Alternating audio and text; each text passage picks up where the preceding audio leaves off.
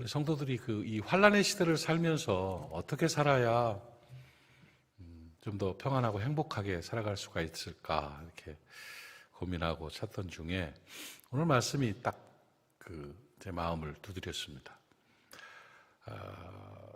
그리하면 하나님의 평강이라는 그런 주제가 하나님의 평강이 우리 안에 있으면 좋겠다 하는 그런 마음이 들었어요. 샬롬의 은총이죠. 하나님의 평강이 여러분 안에 있기를 축복합니다. 아멘 하신 분들 다 그대로 평강이 임할 줄로 믿습니다. 못하신 분도 한 번 더 다시 할까요? 네, 다시. 하나님의 평강이 여러분 안에 있기를 축복합니다. 아멘. 그래요. 우리 안에 하나님의 평강이 있어야 돼요. 그런데요,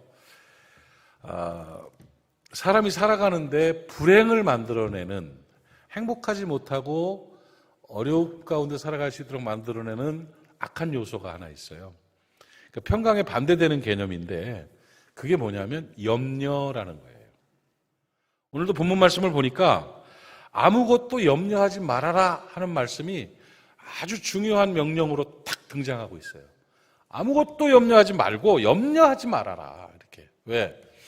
염려는 나쁜 거라서 염려하지 말라고 성경에서 말씀하고 있는 거예요. 성경에 보면 누가 그걸 찾았대잖아요. 염려하지 말라는 그 명령이 366번 나온대요. 365일 동안 하루도 염려하지 말고 윤달에도 윤년에도 염려하지 마라 이렇게 말씀했더라고요. 어쨌든 성경에서 그리스도인들에게 주시는 명령 중에 하나가 염려하지 말라는 겁니다. 염려하지 말라. 이 염려라는 단어는 헬라어를 보니까 메린나우라고 이렇게 불러요. 헬라어가 염려가 메린나우예요. 메린나우라는 게 무슨 뜻이냐면 메리조라는 단어하고 누스라는 단어를 합친 합성어예요. 메리조라는 단어는 뭐냐면 나눈다, 찢는다는 뜻이에요. 누스는 뭐냐? 마음이에요, 마음. 그러니까 염려라는 이 메린나우는 마음을 찢어발긴다는 뜻이에요. 마음이 찢어진다. 그래서 찢어지면 상처가 피 흐르고 상처 나잖아요. 아프잖아요. 쓰리잖아요. 염려하면 찢어지는 거예요. 마음이 나누어지고 찢어지는 거죠. 그 나빠요, 염려가요. 영어로 근심, 걱정, 이게 월이잖아요. 돈 워리, 비 해피, 이런 말 노래 들어봤죠? 워리라는 게 염려, 근심인데, 근심, 걱정인데, 워리는 무슨 뜻이냐면 물어 뜯는다는 뜻이에요. 근데 예쁜 강아지가 막 발뒤꿈치 깨무는 그런 물어 뜯는다는 의미가 아니고요. 맹수가 목이 까면 목을 물어서 잡아 뜯어버리는, 죽이는 그 워리, 그게 워리예요, 워리. 그러니까 염려라는 것은 사람을 물어 질식하게 만드는, 물어 뜯는 거예요. 물어 뜯는 게 염려고, 찢는 게 염려예요. 그러니까 염려는 좋아요, 나빠요? 하지 마요. 그러니까 에이, 어떻게 염려를 안 하고 살 수 있나요? 그런데 심리학에서는요, 사람들의 생각 속에서 나타나는 사건들을 연구를 했는데 실제 나타나는 사실을 넉넉하게 잡아도 10%로 잡아요. 그러면 10%의 사실 외에 90% 나머지 내 생각과 내 삶과 내 인생에 존재하고 있는 것, 이 90%는 뭐냐면 10% 사실에 대한 나의 반응이에요. 90%. 그러니까 다가올 거에 대한 반응, 지나간 거에 대한 반응들이 90%라는 거예요. 이걸로 10%의 사실을 변화시킬 수 있느냐? 그럴 수 없다는 거예요. 그러니까 쓸데없는 것 때문에 90%가 소비되어지고 있는 거죠. 그러니까 실제 사실인 10% 외에 그거에 대한 반응인 90%를 어떻게 관리하느냐에 따라서 그 사람의 인생이 달라진다는 거죠. 그걸 부정적으로 염려로 관리를 하면 고통스럽고 질병 가운데, 괴로움 가운데, 저주 가운데 살고, 그 90%를 긍정으로 평안으로 관리를 하면 행복하게 살아갈 수가 있다는 거예요.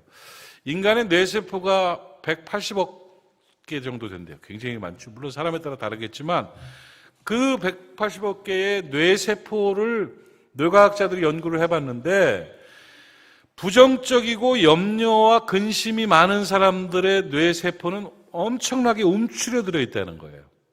그러니까 창의력도 없고 행복도 없고 발전도 없다는 거죠.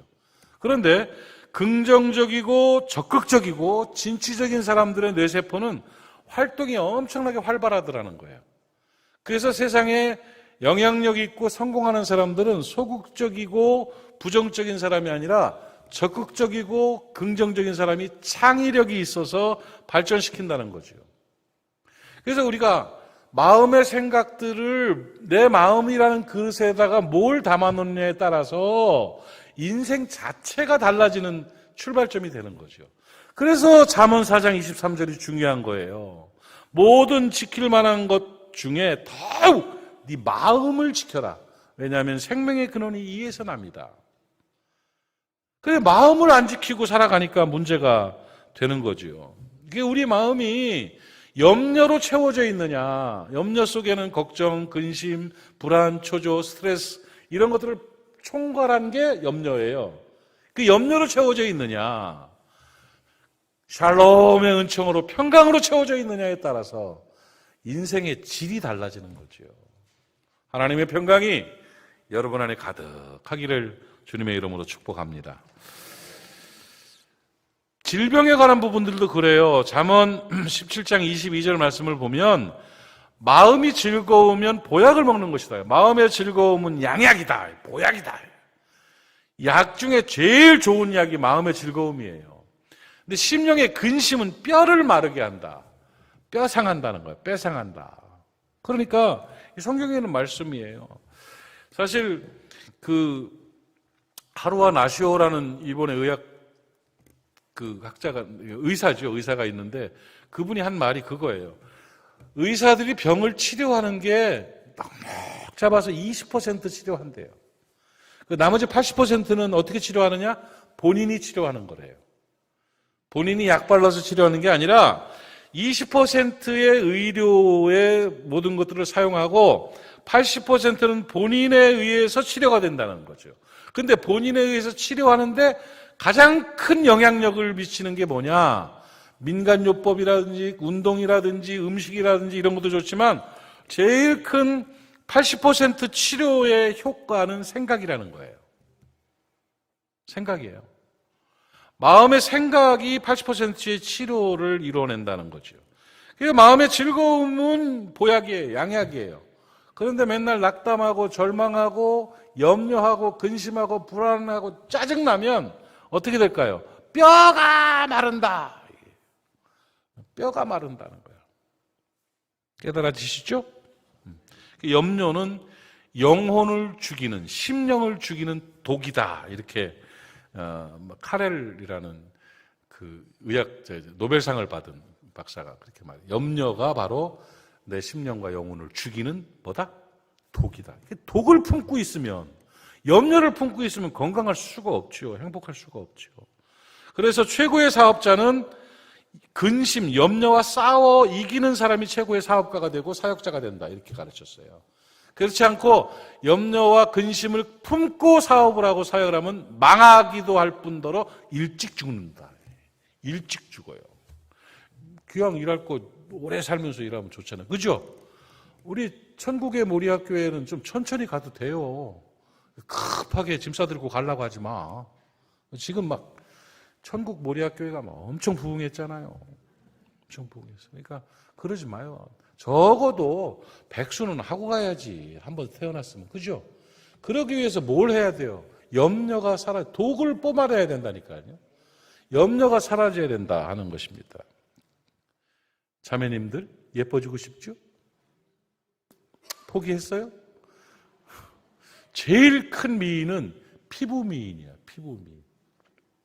잠언 15장 13절 말씀을 보면 마음의 즐거움이 얼굴을 빛나게 한다. 피부가 윤기가 나게 한다는 거예요. 네? 막 찍어 바른다고 되는 게 아니라 마음이 즐거우면 얼굴이 빛나게. 근데 마음에 근심, 염려가 있으면, 이 worry가 있으면 심령이 상처를 찢어진다는 거죠. 고통을 받는다. 성경에 다 있잖아요, 이런 말씀.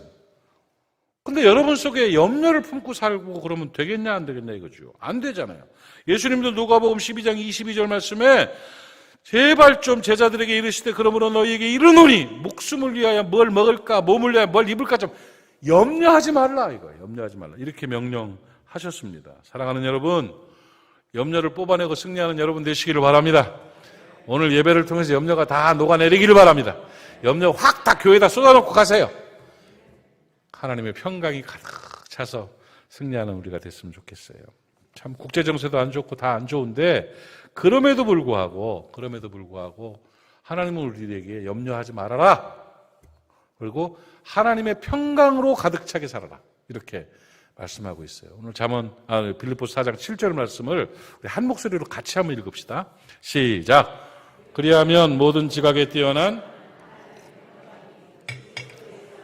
너희 마음과 생각을 지키리. 자, 하나님의 평강은 어디에 있어요?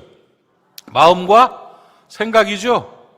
그렇죠? 예수 안에서 마음과 생각 속에 하나님의 평강이 임하시면 평안하게 되는 거죠. 그런데 여기서 중요하게 주목해야 될 단어가 뭐라고? 그리하면이에요. 그리하면 하나님의 평강이 우리의 마음에 임하고 그리 안 하면 하나님의 평강이 안 와. 그럼 뭐가 있어? 염려가 채워져 있는 거예요. 그리하면을 배우자는 얘기예요, 오늘. 내 마음에 악한 독과 같은 염려가 사라져 나가고 하나님의 평강이 임할 수 있는 방법이 그리하면인데 어찌하면인가를 배우자는 얘기예요. 잘 왔죠, 오늘? 네? 자, 이제 주무시던 분들 다 깨서 이제 중요한 얘기니까 이거는 이 얘기를 들으셔야 돼요. 자, 옆 사람 깨울 필요 없어. 건들면 안 돼. 그냥 내버려둬요. 코 고는 사람들이 있으면 좀 깨우고. 그리하면 하나님의 평강이 임해요. 어떻게 하면? 4장 4절을 보세요. 4장 4절. 주 안에서 항상 기뻐하라. 내가 다시 말하노니 기뻐하라. 기쁨은 속에서 나오는 거예요. 기쁨은 내 안에 마음과 생각 속에 기쁨이 있는 거예요. 예. 바깥에서 즐거움과 속의 기쁨은 달라요. 기쁨은 생각이에요. 감정이에요. 마음이에요. 그리하면 그리스도의 평강이 예수 안에서 하나님의 평강이 우리 안에 마음과 생각을 지킨다. 어떻게 하면? 기쁜 생각을 하면이에요. 예. 항상 기뻐하라. 기쁜 생각을 하라. 그리하면 평강이 하나님이 내 마음과 생각을 지키셔서 염려가 사라지고 행복과 평안으로 살아가는 인생이 된다는 거죠. 생각이 중요합니다. 여러분의 마음과 생각 속에 기쁜 생각이 있기를 축복합니다. 생각이 어떠냐가 그 사람입니다.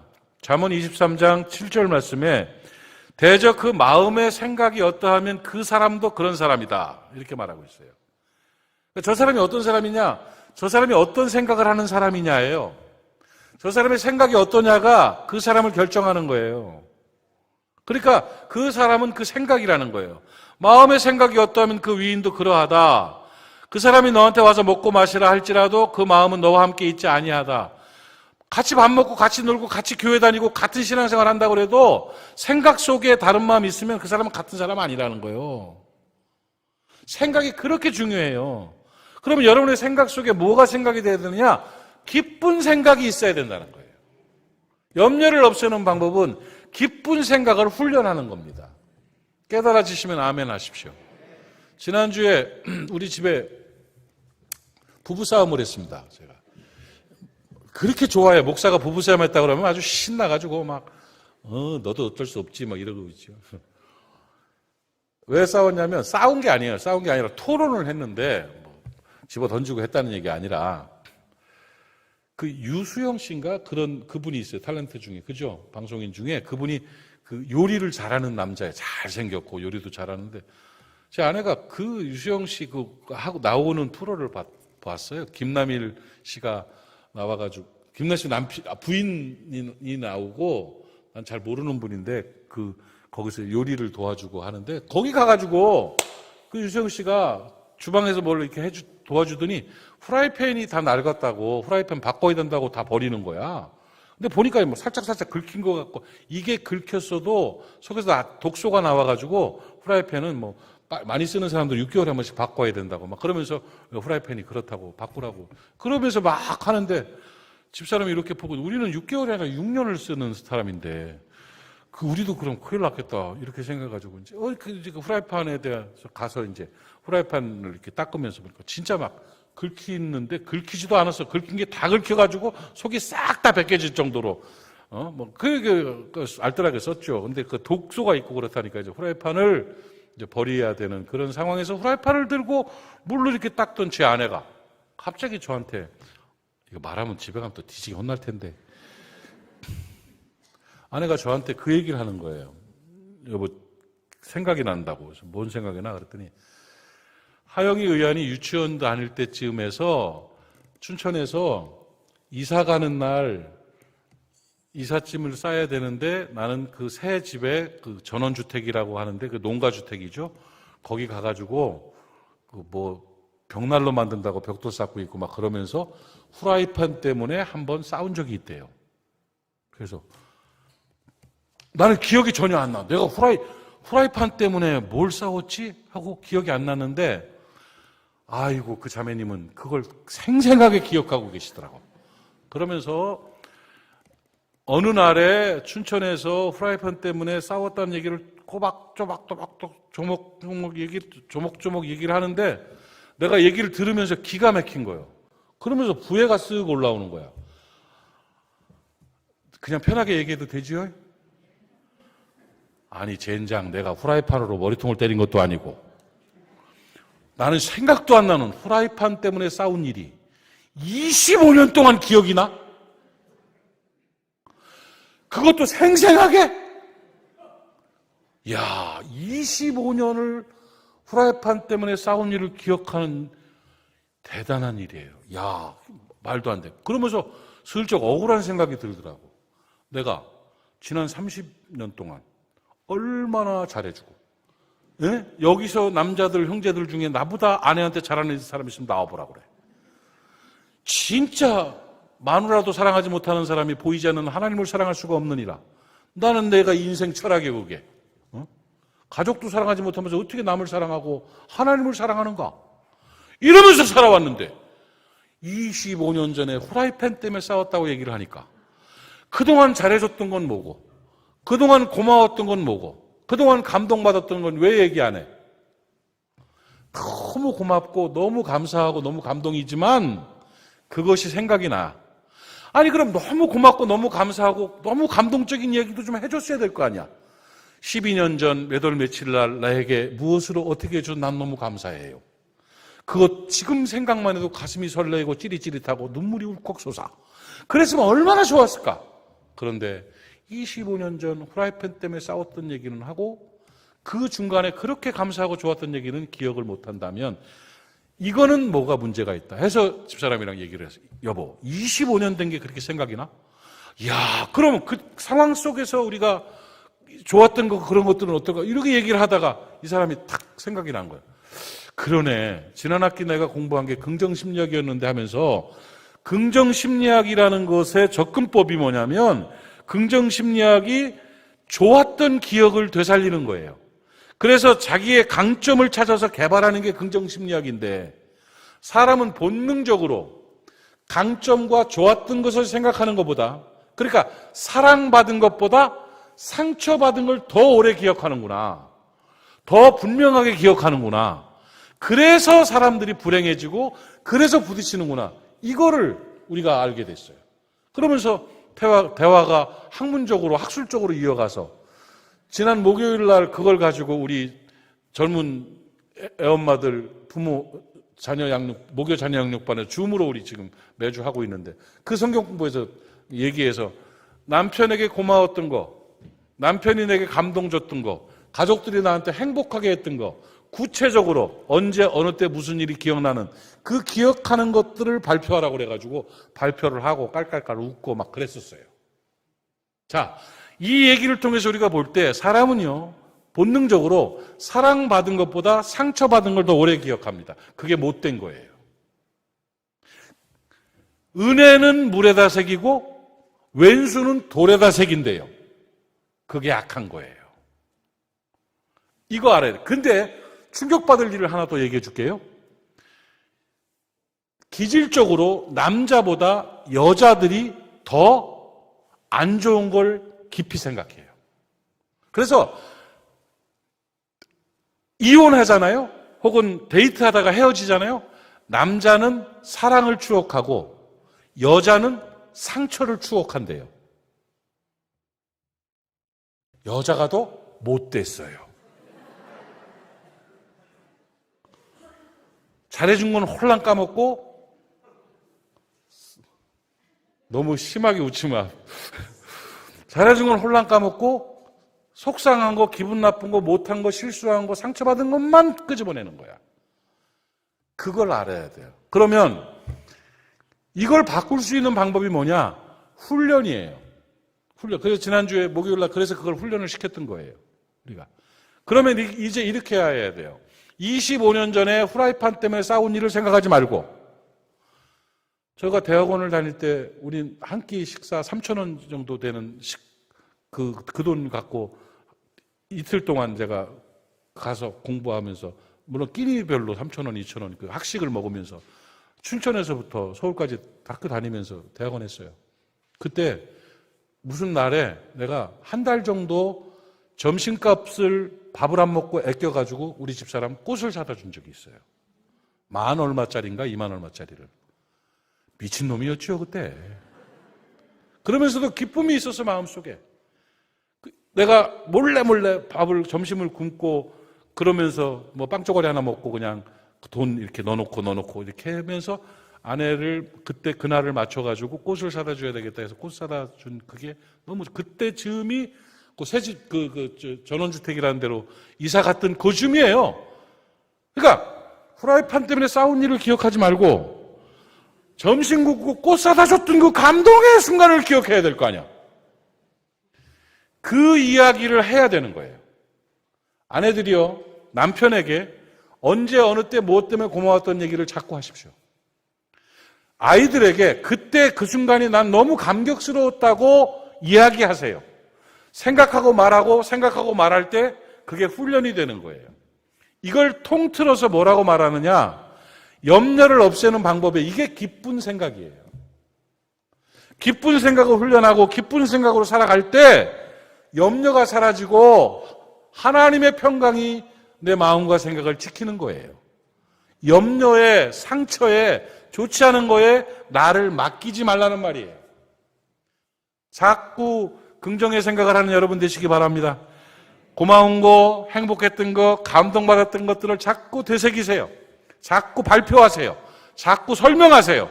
당사자에게, 남편에게, 아이에게, 아내에게. 아유, 그게 참 고마웠어. 나는 지금 생각해도 지난 토요일날 점심에 먹었던 당신이 해준 김치찌개가 최고였어. 이런 말들을 해줘야 될 거 아니에요. 그렇게 살아가면 좋아져요. 그래서 그리하면의 첫 번째는 생각이에요. 어떤 생각? 기쁜 생각. 깨달아지시면 아멘. 그렇게 한번 해봐야겠다 싶으면 아멘. 그리하면 하나님의 평강이 여러분을 지켜주실 것입니다. 또 한 가지는 4장 5절 말씀이에요. 5절 말씀을 한번 같이 읽읍시다. 빌립보 4장 5절 시작. 너희 관용을 모든 사람에게 알게 하라. 주께서 가까우시니라. 그리하면 하나님의 평강이 너희 마음과 생각을 지키시리라 해요.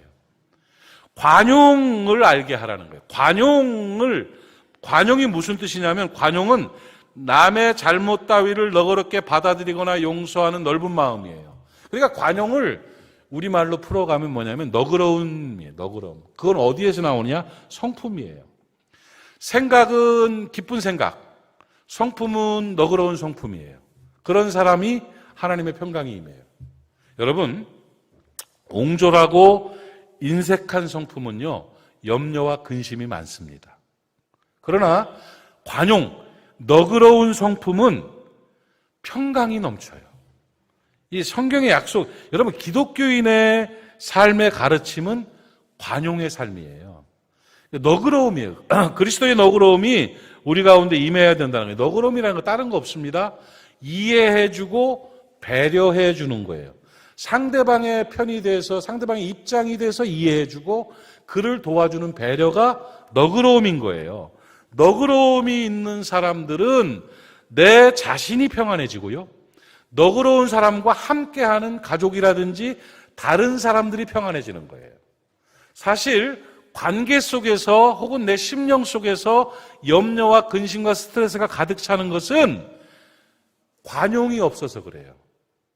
그러니까 옹졸하고 인색한 사람들이 불편하게 만드는데 다른 사람만 불편하게 만드는 게 아니라 자기도 불편하게 만들어요. 잘 들으세요. 여러분, 나도 평안하고 샬롬, 너도 평안하고 샬롬, 이게 있으려면 이 보더라인이 잘 지켜져야 돼요. 어떤 선이냐면요, 이거예요.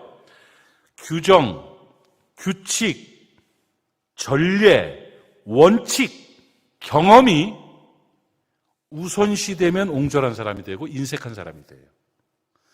그러나 그걸 무시해버리면 세상은 망가져요. 뭐냐? 본질을 살릴 수 있는 규정. 이 규정을 만든 본질이 뭔가? 과거에 했던 그 일에 대한 이 일을 이렇게 했던 본질이 뭔가를 알아야 돼요. 그러니까 본질을 넘어선 규정과 규칙과 전례와 원칙이 옹졸한 사람, 인색한 사람을 만들고 불행하게 만들고 관계를 깨게 만들고 포석포석한 관계, 공동체를 만드는 거예요. 예수 그리스도께서요, 율법에 대해서 율법을 부시기 시작했어요. 그 당시에 바리새인과 장로들은요, 미칠 노릇이에요.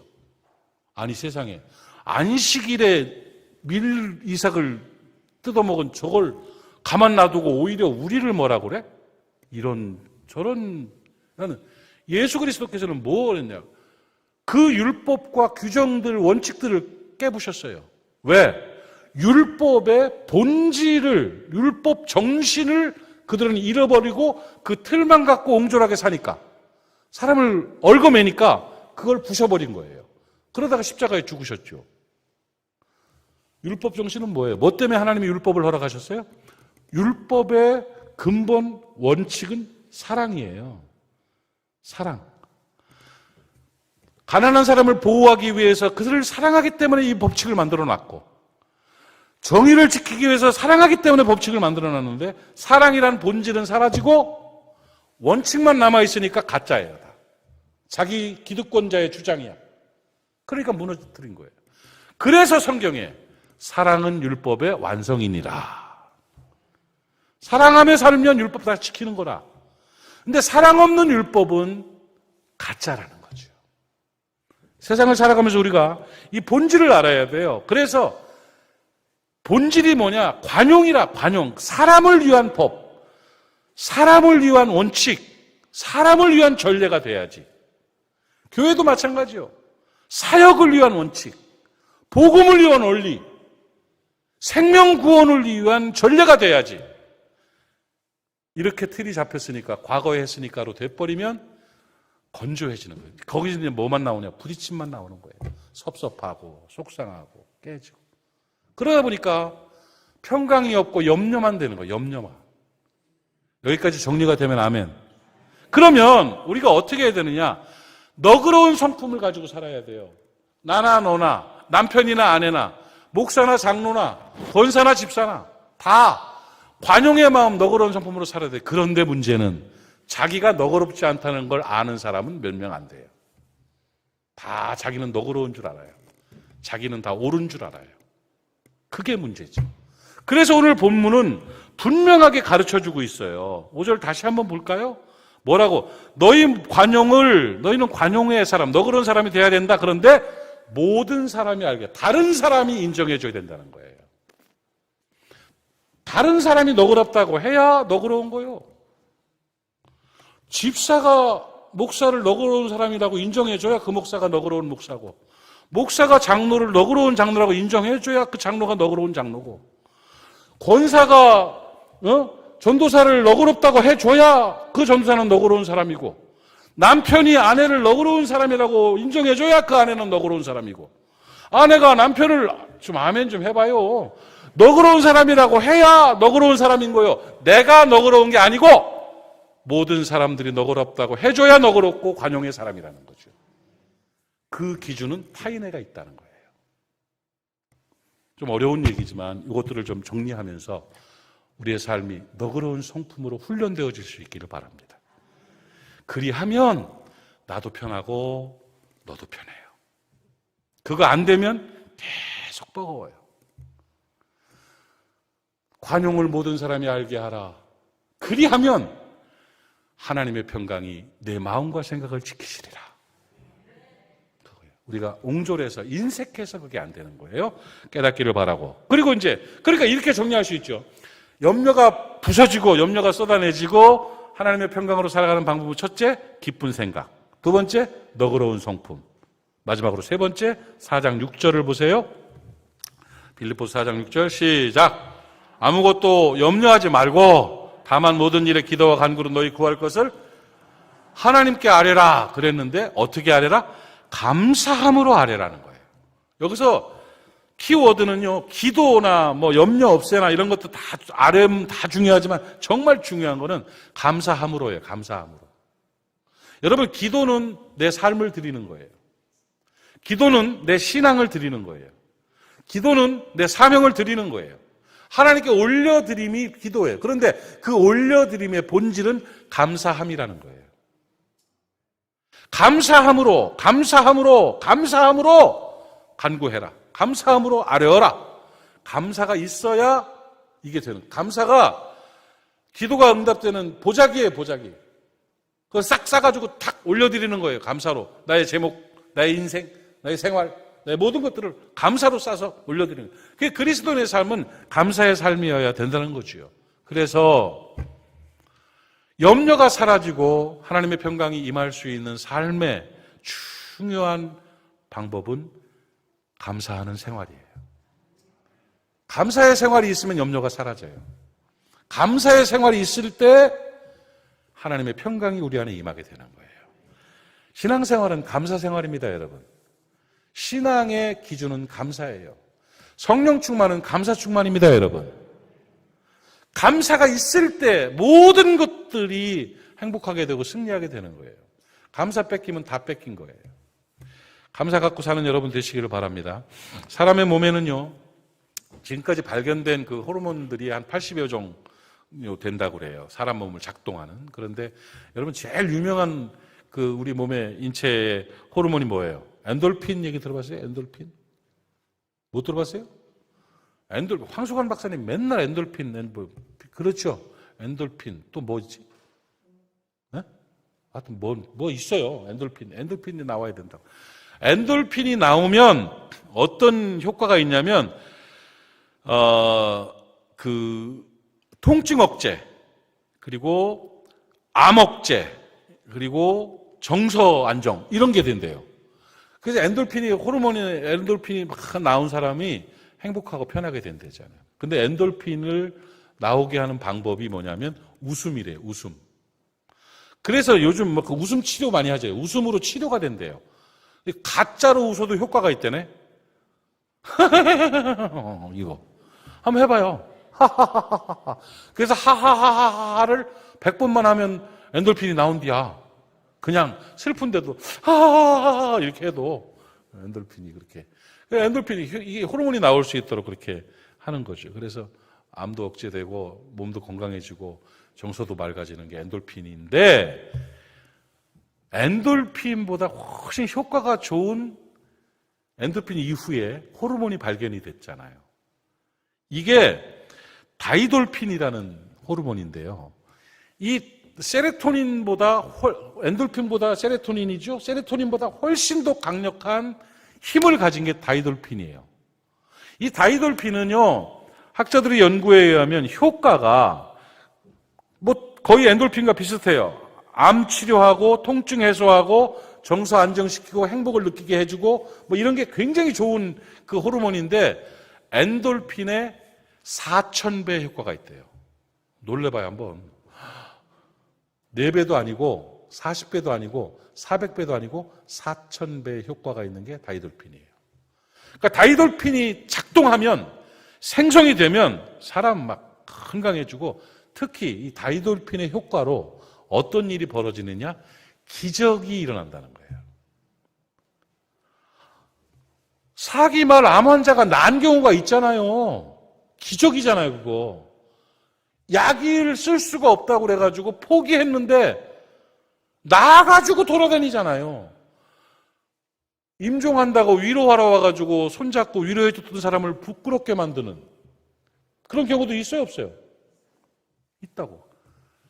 하나님의 역사하심, 아마 다이돌핀을 통한 역사가 아닐까 이럴 정도예요. 그런데 이 다이돌핀, 아까 엔돌핀은 웃을 때, 웃고 즐거운 생활할 때 엔돌핀이 나온다고 그러는데, 재밌고 웃을 때, 그럼 다이돌핀이 작동을 하고 생성이 되는 다이돌핀을 만들어내는 요소는 뭐냐? 감동을 받을 때예요. 깊은 감동, 진한 감동으로 막 이럴 때 다이돌핀이 훅 나온대요. 좋은 노래를 듣거나 아름다운 풍경에 압도되었거나 전혀 알지 못했던 새로운 진리를 깨달았을 때나 사랑에 푹 빠졌을 때나 더욱이 중요한 거는 엄청난 감사를 느꼈을 때. 다이돌핀이 나오기 시작한 거예요. 우와! 감사해. 그 기적을 만들고 행복을 만드는 방법이죠. 빌립보서 4장 6절에 보니까 염려하지 말고 감사해라 이렇게 말하는 거 보니까 그 사람은 염려거리가 있었던 사람이라. 그렇죠? 그럼에도 불구하고 염려하지 말고 기도와 간구를 하나님께 드리되 감사함으로 해봐. 감사해봐. 엄청난 감격과 감사를 좀 느껴봐. 그리하면 하나님의 평강이 내 마음과 생각을 지키시리라. 감사합니다. 정말 감사해야 돼요. 감사의 생활할 수 있는 여러분 되시기를 바랍니다. 감사를 좀 훈련하세요. 고맙습니다를 좀 자주 하세요. 감사합니다를 좀 하세요. 정말이요. 남한테 주는 것 좀 줘보세요. 옆집 아저씨한테, 옆집 아줌마한테 그저 이렇게 뭐라도 하나 줄 수 있고, 교우들끼리고 누구들끼리고 명절이 되고 절기가 되면 좀 준비하고 크리스마스가 되면 카드 같은 거 좀 써서 준비하고 좀 밍밍하고 맹맹하게 살아가지 말고 기념일 다 잊어버렸어요. 그게 무슨 자랑이요? 그 인생 뭐 하려고 사는 건데? 돈 왜 버는데? 그럴 때 쓰려고 버는 거고 사람 노릇하려고 버는 거지. 그것도 못하고 살면서 뭔 행복이 있겠소. 감사 좀 표현하고 감사 좀 느끼고 감사한 생활을 하면 그리하면 하나님의 평강이 내 마음과 생각을 지키시리라. 그거예요. 여러분, 염려라는 이 원리를, 이 못된 독을 우리 속에서 쏟아버릴 수 있는 방법은 기쁜 생각이에요. 너그러운 성품이에요. 감사하는 생활이에요. 이 말씀이 여러분의 평생을 지배해서 샬롬의 은총이 넘치시기를 축복합니다.